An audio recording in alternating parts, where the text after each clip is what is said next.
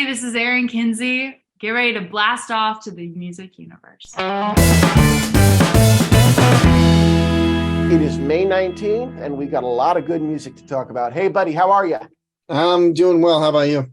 I'm excited. We got two fantastic guests today, two people who are really, well, four people, but two artists that are really down to earth and fun to talk to. First, we got Erin Kinsey, and then we've got Chapel Hart. And first up is Erin Kinsey.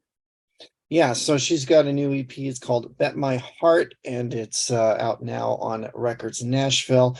Now, she actually wrote 7 of the songs, and there's 7 songs on it. So Wow. we talk about that and being close to an actual full-length album there. Because lately some artists have been releasing 8-song albums like Justin Moore just did. So she's about there. But she co-wrote or wrote all the songs with Sarah Buxton, Josh Kerr, and Sarah Davis, all heavy hitters in the songwriting industry in Nashville. But it includes the title track and Always Never, as well as our favorite city, Vegas, and Boys in Boots. So we talk about that. We talk about what she's got coming up touring wise, and just her career and everything. And we also talk about a song she co-wrote called Pink. That was a Susan G. Komen for The Cure fundraising song. Dolly Parton and a whole bunch of others perform the track, sing on the track. And we talk about that co-write with her. So spent a little bit of time of one of Nashville's best and brightest up-and-coming songwriters, Erin Kinsey. Erin Kinsey, welcome to the music universe. How are you? I'm doing good. How are y'all? We're doing great. And it's Friday, so more EPs, more albums are dropping. You have Bet My Heart. It's an EP of 7 songs that you had a hand in writing, if not all of them solo. Tell us about that project. You know what? I'm just so excited that it's out. The songs are ones that I'm just so proud of, and they're written over the course of a little over a year, but all really in the moment. So I'm just excited that they're all out at the same time now. Yeah. And why an EP? Why not just a full project? Honestly, it was originally going to be like 4 or 5 songs, which makes sense to be an EP. And then we ended up adding a handful acoustic, and then we added Vegas onto it. So we probably should have just added like 3 more songs and called it an album, but we didn't. So I wish I had a better answer for you. But no, that was gonna be my question. It's like 7 songs, you're bumping right up against. I mean, some albums get released today with 8 or 9 songs, so it's pretty meaty for something being considered an EP, which is really cool. Well, and last year I think I wrote over like 100 songs, so I'm cranking them out pretty quick. So I guess I'm just trying to get out as much as possible, even if it's just cramming an EP full. Yeah. So tell us about, you mentioned Vegas, you have Boys in Boots and Bet My Heart, of course, the title track, and Always Never. What about those songs makes this EP kind of special to you? Yeah, this EP is really special in a lot of ways. The only other project I put out was the one that I released about a year ago. And it was songs that I had written, from the time I started when I was 12 to then were the ones I was picking from. And most of them were definitely on the back half of that timeline. But this one, like I said, was all written within the last 12 to 16 months besides Vegas. And that was one that I just couldn't not put on the project. But it's so special because like I said, a lot of the songs were ones written in the moment. And it felt like my first project, 40 East, was such an introduction of like the bullet points about me, that I'm from Texas, I do music.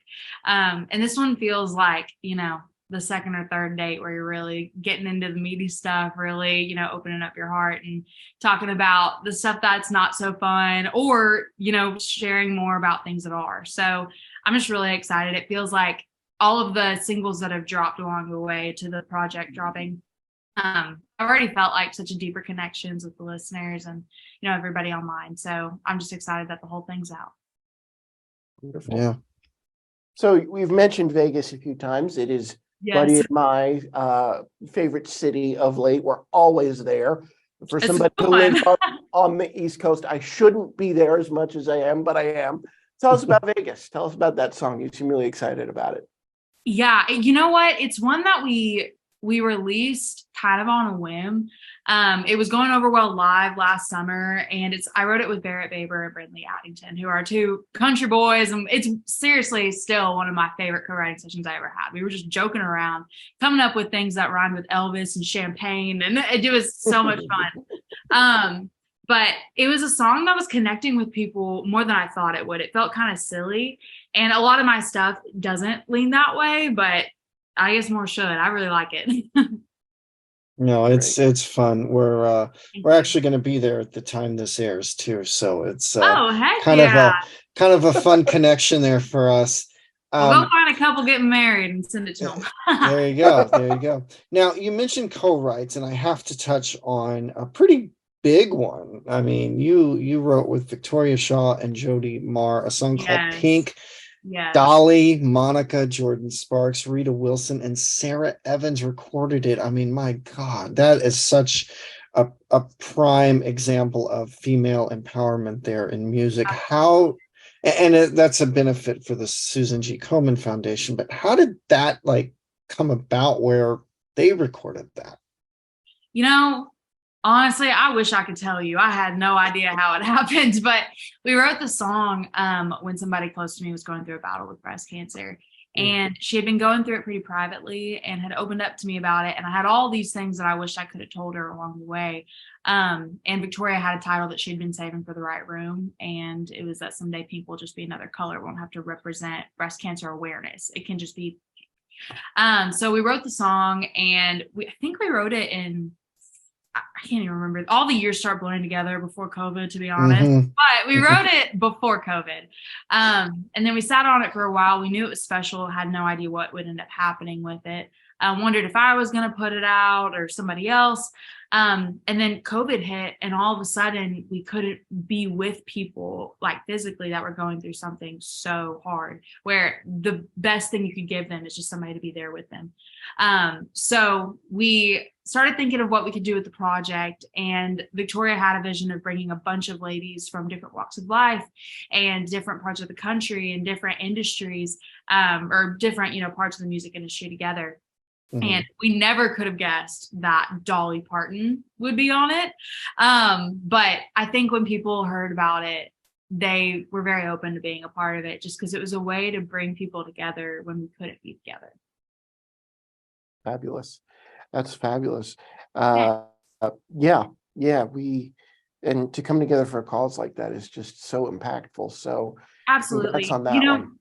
I mean, for it to be something that I was lucky enough to experience so early on in my career, it really is going to be hard to beat, to be honest, especially as a songwriter. But it's something that really is a tangible and example and a good reminder of how powerful music can be. And there are fun songs like Vegas, but there's also ones that get people through really hard times. And sometimes those songs are songs like Vegas, just because it doesn't say the words, you're going to get through this and things like that. Any song could mean that to somebody. So it really, adds that weight, responsibility, some of those things when you walk into the writer's room of what you could really do and the impact you could truly make with music. And is that on the EP as well? My buddy has the talking points. I'm just staring straight into a camera here. Is that no, is that on the it's not on the EP. I do have a recorded version of it with my voice, but how on earth do I put that out when there's a version of Dolly Parton on it? So I just keep that for me. It's my mom has it. She listens to it sometimes, I'm sure. But yeah, I'm gonna let Dolly do it. Well, you never know. I mean, it's one of those vault tracks, perhaps, maybe later. Yeah, when there's a Target special edition or something like that. Who knows? There you go. Oh, don't get him started about Target special editions. We'll be here all day. Oh, no. Just bonus tracks. And I still buy physical albums, and he's always laughing at me like, why? You can just stream it. I go, but you can't open a streamed item. I mean, it can be taken from you at any point. You can't read the liner notes. You can't read the lyrics, all of that stuff. It's great. Oh, it's definitely different, but I mean, they can get expensive. My God. Oh, Oh yeah. yeah, yeah. Now, do you? This is being released digitally. Any physical copies coming? Not yet. I think there's a part of me that wants to save that for my first album, but I mean we're pretty close, so I could see a Yeah, world where I could see a world where it ends up being physical, but not at the moment. It's not at the printer. So gotcha, gotcha. Well, another Fantastic. thing that strikes me about you, seven instruments. I mean, you're a one-woman band: acoustic guitar, electric guitar, banjo, my favorite drums, bass uh, guitar, mandolin, and piano. Are you like all over this project? Is it just you? you know what? I don't know if I even played any of the things on the actual tracks. I mean, I play a ton live in my live show, and I do uh some videos and things like that, some things I'm working on. But there's people who have committed their entire lives to becoming an expert at one instrument and one craft. And I was lucky enough to get people like that to play on my stuff. So I think also bringing the community of Nashville together, just getting as many people as possible involved. There's something so special about that. So I let them do their thing on it, but I definitely have some stuff planned as well. Really Awesome. awesome. Well, you mentioned live. You mentioned playing a lot of instruments live. What are your live plans for the rest of the summer and going into the end of the year? I'm on a bunch of festivals. I'm on some one-off dates with Billy Currington, which I'm really, really excited about. Oh, cool. And then honestly, y'all know how it goes. There's stuff added every day. So Oh, we'll yeah. see where it goes. But I mean, live shows are one of my favorite things in the entire world. So I'm excited to be on the road. Well, Awesome. some of the highlights of recent live stuff, the ACM Country Kickoff you just did May Yes. 9th. But I guess the big one that everyone loves in country music is your Grand Ole Opry debut back in April. Yeah. So I had my debut, I guess maybe a year and a little bit ago. And then this last April, the day before my 1 year anniversary there, I was lucky enough to get booked. It was just one of those things where it just happened to kind of work out that way. And it was so cool walking down the halls and like knowing people that work there and having friends there and, knowing how to get to the dressing room or the parking lot, things like that. It was just crazy how in a year I've been so lucky to be able to step on that stage multiple times. And I mean, it's just the most iconic stage in country music. So it's special. Yeah, Fantastic. it's special to see someone make their debut too. Absolutely. We actually saw Nate Smith make his debut last Oh, April as wow. well. So we had just missed you because we were covering the CMT Awards and had to come back home. But Oh, it's really neat to see the crowd at that place, especially if you're making your debut. It's they embrace you like you've been a staple on the Opry stage. oh, yeah. They welcome you with open arms. And especially at your debut, like they sit your family right in front and all your co-writers Mhm. right in front. And, you know, they're no stranger to how impactful that place is and how many people have just dreamed years and years to be able to even be backstage, let alone step on the stage and play their own songs. So they let you have your moment for sure. That's all. I'll tell you, I've shared this on here before, but even as media, when we did CMA Fest last year, and they always do that Sunday morning country, the Yes. sort of gospel morning, I was invited to be part of the media backstage and interview everybody. And walking through that artist entrance to go do what I do in country music, that was impactful. So I can't Yeah. even imagine as an artist walking through that storied artist entrance Absolutely. to go And they have, perform. the engraved floor and you go through Yeah, security and you see the front and they check your ID. Like it's such an ritual. experience. Yeah, yeah, Yeah, yeah. Mhm. Absolutely. Absolutely.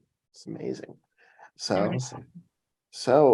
anything else? Plug your socials here so that people can come find you and follow you and launch this EP into the stratosphere.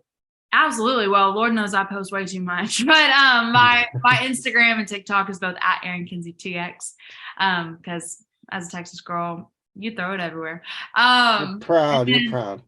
oh, for sure, I have to be. And then my Facebook is I think Erin Kinsey official, but I'm gonna be honest, I don't keep up with that one quite so much. So Instagram and TikTok is where it's at. Awesome.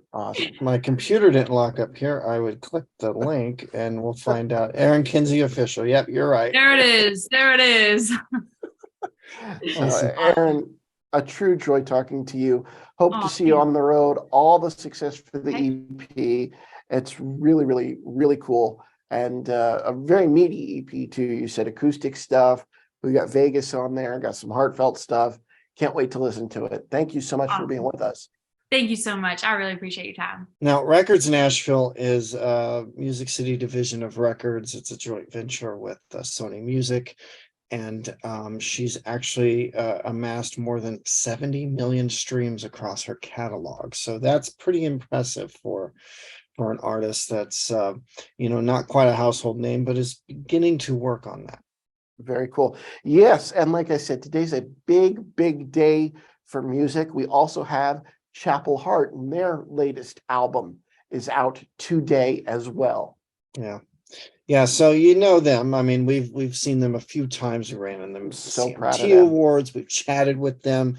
It was great. And of course, America knows them. They're now America's new sweethearts, was they earned the group Golden Buzzer from all 4 judges on America's Got Talent for a song that they premiered on this show in November of 2020 called You Can Have Him Jolene. It was really cool that it went from that little acoustic performance there in that coffee shop right there at Opryland to America's Got Talent. So the new album Glory Days is out now and features the title track along with Welcome to Fist City, a song that was inspired and requested by the late Loretta Lynn.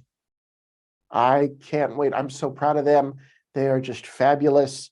We talked to them on their shiny new tour bus because they're on a theater tour. They've been hitting their stride, and it was just such a fun reunion to get to talk to them again. Chapel Hart, Danica Hart, Devin Hart, Tree Swindell, thank you so much. This is awesome. Congrats on everything you guys have been doing. All the success, everything so well earned, well deserved. Looks like you're sitting on a tour bus right now. Am I right? Ruby. I think when we first talked to you guys, we were in a van or SUV or something like that, and we were just chunking through the nation, in the back seat I told people we could probably tell you every way you could sleep in a van or a bus because we have done it. And today you guys we talked to you on our tour bus, Ruby. Oh, that's awesome. How is touring going for you guys? I mean, you guys are everywhere. It has been absolutely incredible. We've been on the road since about January, and it has been so much fun getting to be able to go out and meet all the people who voted for us during AGT and people who've been fans of ours for years, but we just haven't been in their area. So it's just been so much fun getting to travel around and spread our love through music and give out hugs and shake hands and kiss babies, all the things. Well, you guys are very sweet, and we always love catching up with you. We saw you last year at the CMT Awards, the red carpet, and of course, like you said, we first met you guys. I believe it was during the middle of COVID, fall of November of 2020. Yes. We sat at that coffee shop outside of Opryland. Yeah, and we've been following you guys ever since, and love that you guys were on America's Got Talent. And one thing that I can remember, you actually played, you debuted You Can Have Him Jolene for us. Right? Yes. Yeah. So that means Music Universe got the exclusive before anybody else. Yes. That's awesome. And and it's so beautiful though, again, and it kind of goes back because we would tell people, or we even say now, like You Can Have Him Jolene for at least a year before we even went to AGT. And so it kind of already had like a little lifespan, and people were like, oh man, that's cool. And but like to kind of see like where we debuted it, and is always fun and exciting, and it's like feels like a full circle moment. Yeah. That's awesome. Were you, when you guys went on the show, I mean, that audition was amazing. The reaction was amazing. I believe you got the golden buzzer. Is that right? You got the golden buzzer. And were you expecting any of that when you took the stage in front of the judges? What were you expecting versus the incredible reaction that you got? I think that I can definitely say we were not expecting that because, it was like a full 3-day process before we even got a chance to get on the stage to perform. So at that point, we were exhausted, and we had spent the 3 days rehearsing a completely different song. So like we were gonna do 9 to 5 by Dolly Parton, but we changed our minds at the last minute, and like it's so nerve-wracking, like when you go out and you're doing something that's not familiar, because if people know it and they already like the song for what it is, they'll at least clap and sing along. But to go out there with a completely original song, a room full of people we've never met, and it's televised, it's just there are so many different factors. But maybe like halfway through the first verse, like you see people clapping along, they're having a good time, people are already standing up, and then it just turns into another Chapel Hart show. And you can kind of see just the comfortability and everything, and we kind of just was able to open up and connect with everyone in the room, and we just left it all on the stage and had as much fun as we could in that 3.5 minutes. And luckily by the end of it, everybody was on their feet, and it was unreal how loud it was in that theater. 9 to 5 is the safe choice for an audition. What led you to change your mind to go out there, a new group, being introduced to the nation, to do an original song? I think that the important thing for us is one of the music directors said, let me just hear you can have them Jolene one more time. She said, I want you to do it as though you're on the stage and you're performing it. She said, do it full out, and then let's before we send you out on stage. And we did it full out. And there was a moment where we all three looked at each other, and we knew we had to take the chance on ourselves. 9 to 5 was safe, but if we were ever going to take a chance on ourselves and jump, then this was it. And I'm forever grateful that we did, because now while we're out on tour, we get to tell folks, listen, if you got to jump to follow your dreams. You got to just go for it. And we know, because we know from experience, and we can speak from experience. So it was a moment that empowered us to a new level that I don't even know if we knew we had in us. Amazing. Yeah. And in the days since, or the months since, you guys have made your Grand Ole Opry debut. You received 4 standing ovations. Whoa. How did that feel? Oh my gosh. So to come straight off of AGT, and then 2 days later, we're doing our Grand Ole Opry debut. The amount of adrenaline and everything was just through the roof. Performing on the Grand Ole Opry was definitely a dream come true for us, and we were just super, super excited. And everybody just kept saying, you got to take it in, take it in, take it in. And there's been so many amazing things happening in our lives since AGT. It's been kind of difficult to take everything in, because as soon as one amazing thing happens, something else incredible happens, and it's an awesome feeling. There's so many magic moments that it's hard to harness them all, I think. Right. Mm-hmm. Yeah.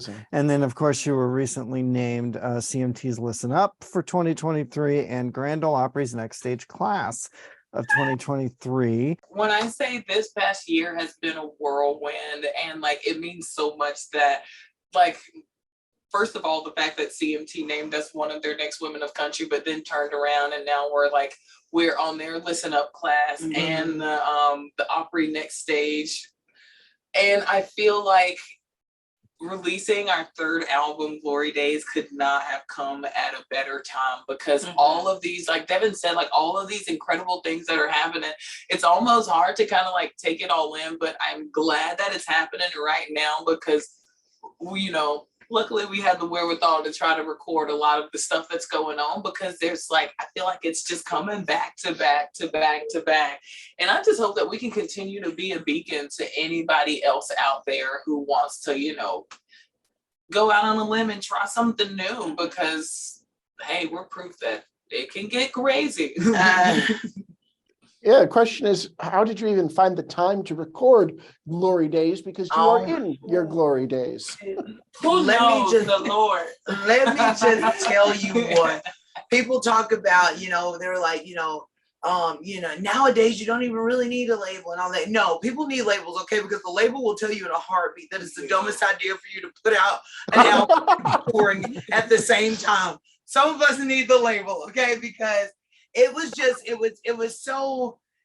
such a crazy time, because I'm like, I don't know when we thought we were gonna sleep, you know what I mean? Sorry, Right. You probably see us like here yawning, and I'm just like trying to hold it together, because it's like, and take my eyes back. I'm trying all of the methods, because it's been so busy. But I think the poetic beauty of it is that it's a collection of songs that we've just kind of written throughout the year. And the Glory Days seemed like a puzzle, and we had all the pieces. We just had to put all the pieces of the puzzle together. And some of the pieces we had to write, in the last few months or few weeks, and record in the last few weeks. But a lot of them we already had, and we were just, and even when we were putting the girls back in town together, some of them are even back from that. But somehow just the beauty of this album, it's just a more vulnerable side of us that for sure when we were doing the girls are back in town, we were like, oh no, that's too late. We don't want to say that. We don't want to say that yet. We don't want to show that side of us yet. Yeah, we'll tell you that we'll beat you up, but we're not gonna let you see our heartstrings just yet. Yeah. Right. So Well, we are still independent. right. Okay. So this will just be the third album that we put out independently. wow, that's amazing. Wonderful. It's amazing. And it's amazing that you're doing all of this as still independent artists coming off of AGT and everything that's happening for you. I want to shift gears and talk about the three of you as individuals, because you're a family band. I think that just reaching this level in the career with the family has been like, I wouldn't trade it. I wouldn't trade it A for miracle. the world. Like, yes, it is. It's one of those miracles. It's one of those hard fought miracles that you had to kind of like scratch and claw tooth and nail for, because of course, first of all, we're all females and we're related. So getting started, it took a little bit of time to kind of like, just navigate, everybody's personalities and personal space, and when somebody needs time. But on the opposite side of that, like, we have been like, just the emotional like roller coaster that comes with being an entertainer, being a touring musician, always gone, always on the road. Being able to do that with family, I think makes it 1,000 times easier, because I could only imagine going through all of this as like alone. And of course, strange. You have your band, you have all of you have your team that you build, but having people who know you at your core, who knows that little girl Danica, like having that core group of people like makes all the difference in the world. And it doesn't matter where we go on earth, because we always have a piece of home with us. All right, just a little to piggyback off of that. It's like it's the moment when you can ask one of them, are they okay, and they go, no, I'm fine, but something is wrong, so you go, look, you're gonna tell me what's wrong. And so I think that those are the moments that really help when you're on the road. And because even when it's moments that you don't want to deal with, we know the importance of like talking through them and getting through them, because transparency with each other really helps as well. And I think that being family, that has been the difference. Amazing. Yeah. And to get back to the big success, I know you had a call from Darius Rucker to be on his new album. Was that just something that was in the works, or did it just like, hey, we just got this call and we're going to do this? So it all started out when Darius slid in our DMs about 2 years ago. And he sent us a message on Twitter, and he was like, I have this song and I hear you ladies on it, And I was just wondering if you would, kind of take the song and put something on it. And we were like, absolutely. Like, let me check my schedule. Right. I'm available. And so we went in and we recorded and we put our harmonies on it and we sent it back. And it's funny though, because we sent it back and we were like, we very rarely do we all walk out the studio and we're like, oh my God, we're so excited about this. Like, very rarely happens. So we did this, and we put the harmonies on it, we did all the things, and we were like, oh my God. So we sent it to him, and we were waiting. We were like, did you get it? And then he sent back, yes, I did. Thank you so much. Well, and we're like, got it, thanks. He didn't feel the same way. We were humbled immediately. We were like, okay, no worries. And then about 2 weeks later, we get a message back from him, and it's like the mind blown emoji. He was like, oh my gosh, what did y'all do? And he said, we got a chance to tell him that story face to face. And he said, the truth is I was just waiting. He said, my producer wanted to fix it up for me, and kind of, so it took him a couple of weeks to do that. And then he let me hear it. So he said, I was just saying that, like, I got it, and I was like, we thought you listened to it, and was like, all right. Oh, that's funny. You gotta love where you don't quite get the tone of someoe's voice in a DM or a text, because then it just makes everything feel like it comes unwound. Yeah. It's like, yep, I got it. I set it all for. Yeah, I got it. Talk to you later. Yeah. But we realized it was like when I received it versus when I listened to it. Right. Yeah. I was like, this was the message we were looking for. I'll tell you the collaboration I want to hear, and this might be out of left field, or you might be working on it. But for some reason, my journalist, music-loving brain goes here. I want to hear you collaborate with the Warren Treaty. I think that would be really amazing. That could be a strong possibility. They are, although I don't know if we could keep up, because just the two of them is like a choir of people. I'm like, where are more people? Because you two are not doing this alone. Literally one of the most talented groups we've met in a long time. And we were talking about touring together. Possibly touring together, and then it didn't work out. But I told him, look, don't you dare give up, because we will do something. So your artist brain is in the right spot. Yeah, on to something. I love it. Well, I know Michael and Tanya listen.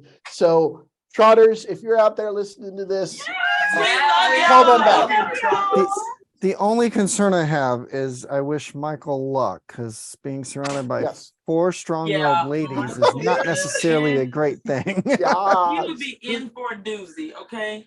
Right. Let me tell you, it's funny. Michael. It's like our manager. Like I always tell folks, I just know he didn't know what he signed up for when he managed 3 girls who were all family members, and so like we're fighting over who's got whose eyelash and mascara and all that. And he's just like, what is this? You can all use the same one. So Michael, you are in for it, but you are outnumbered. But I love that. I love that. Well, and that maybe is Derek can help be on Michael's team and help balance it out. Yeah. There you go. That's what I love, though. Both you, Warren Treaty, a lot of the artists in country music that are family, it adds to the soul of the music. And I think that really comes through. And I think that's a big reason why when you took that huge swing and you hit it out of the park for that golden buzzer, why it worked is because people can tell there's something more going on there when you're family. Absolutely. Yeah. Back to the tour. I mean, you started in January. You have 60 dates scheduled. I mean, you guys just keep adding more, right? Yes. It's funny though, because when we started, we were like, people were like 60 days, and we were like, what? And now it just feels like, I tell people musician years are different. It feels like we've been on the road for about 4 years. And like every month's like a year. But I don't know. I'm grateful that we said yes and we took the challenge, because it has taught us things So about many ourselves things. and, you know, about our business and all the things. About Yeah. our sleeping habits. Mhm. Well, you guys need a nap. Yeah, you don't really need that much sleep. You need it, but not that much. You can live off a little bit of it. We've learned that naps save lives. Yeah. Yes. Yeah. But Well, I guess feel, it's, well, I was gonna say, I guess it's much more comfortable too. You have your own bus, so Oh a little my- home away oh, from the home to bus, take a nap. yeah, the bus definitely plays a huge, it makes a huge difference. Being able to like leave one city, then you at least have a bed to lay in and you kind of stretch out a little bit. It helps. And it's so funny because like now at this point, like we'll go places or like we'll be in a hotel for like 2 or 3 days and then get back to the bus and then everybody's like, okay, back home. It's like Right. Or we pull up to the hotel and everybody's like, no, I'm gonna stay on the bus. I'm gonna stay on the bus. I'm gonna stay on the bus. Well, why are we even here at the hotel? Like, you know, but it's crazy because we've got a bigger, we're out with a bigger number. We've got 14 on the bus. So it's been beautiful it's been beautiful kind of trying to figure out and navigate all the things, and somehow we're doing it. So 14, I'm just trying to figure out the bunk arrangement. Yeah. Oh yeah, and it's so funny, but like everyone fits, and even whenever we're all like hanging out together, like in the lounge, like to hear the number, it seems like 14 people would be like just a daunting amount of bodies in a bus. And I think even whenever we first got on the road, we were like, okay, it's gonna take at least a month or 2 to figure it out. But I feel like we've gotten into like a pretty good rhythm, and it's like. There's folks who just like, you know, they live in their bunk. Like you don't see them till it's time to stop, and which balances out so that we all the living room space, you know, everybody kind of gets to spread out a little bit. We converted our back to a full bedroom, so it's a little more space. Yeah, and I don't know how it works, but it works so well for us. And I'm just glad no one has killed each other. And yeah. Well, I could see why the hotel would be necessary still. Yes. So let me ask you this, speaking of touring, once these big headline dates, once this run of headline dates are done, are you going to continue on the theater tour, or are you going to take the step that a lot of artists take and open up for somebody that's maybe even more established to then grow your fan base? What's the next touring step for you guys? Well, I think immediately, just because we're about to move into summertime, you know, it's more festivals. So, and we're actually kicking off our festival season this coming weekend in Oxford, Mississippi, with their double-decker festival. So, you know, this summer there's gonna definitely be a lot more of that, you know, just outdoor festival fun. But I have to say, I did not think that I would fall in love with the theater tour as much as I have, because like even just the architecture alone from all these different theaters that we visited, some are very modern, some are very, very classical. We went to one and the entire sky was like a Venetian skyline.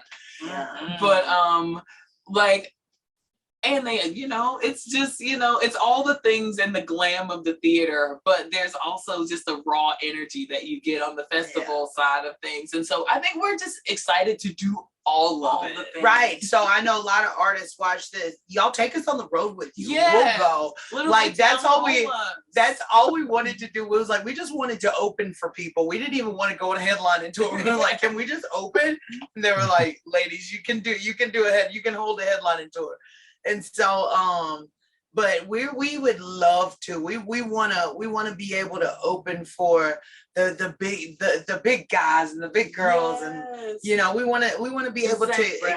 Oh my gosh! I don't know if we can open for Zach Brown. Danica, her mouth would be wide open the whole time. Like on the cartoons with the heart, they have the heart eyes that just bulge out like that. It'd be me all the time. Okay. Well, you know, if you get to do that he brings in his third act. He always brings his openers out for this massive half-hour long jam. So, you know, yeah, and then she would just cry for that last half hour. That's probably not a good idea. That's a perfect idea.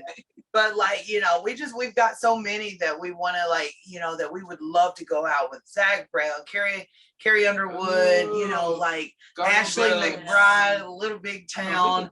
And some of them, Garth Brooks, I know some of them don't even have openers, but I'm like, just do you need 3 people to hold your guitars? We'll just stand there. Yeah. And we'll sing in the back. We'll be background singers.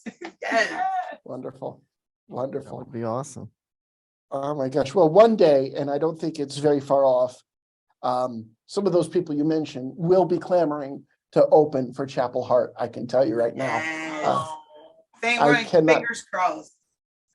I cannot wait to see what's next. You know, we will be following. You know, we will call you to talk about it because we love you. Oh my gosh. Thank you so much. This was a pleasure. Buddy, anything else to wrap up?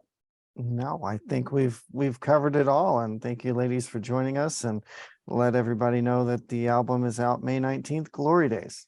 We love y'all so much. Love y'all. And I feel like we've got to come back after the album comes out and we'll talk favorite songs and all the things. Oh, yes, please. Yes, please. Yes. And I'll try to catch you on the festival. I'll tell you, you know, it was funny on the ACMs. I was watching and they kept going to Tree in the audience.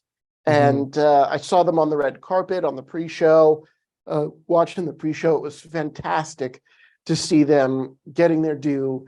And like I said earlier, I'm so proud of them. So for the Music Universe podcast, I'm Matt. And I'm Buddy. Thanks for listening and watching. Be sure to hit like, subscribe, and share across all socials at The Music Uni. Check us out at themusicuniverse.com and tmupod.com. Take care.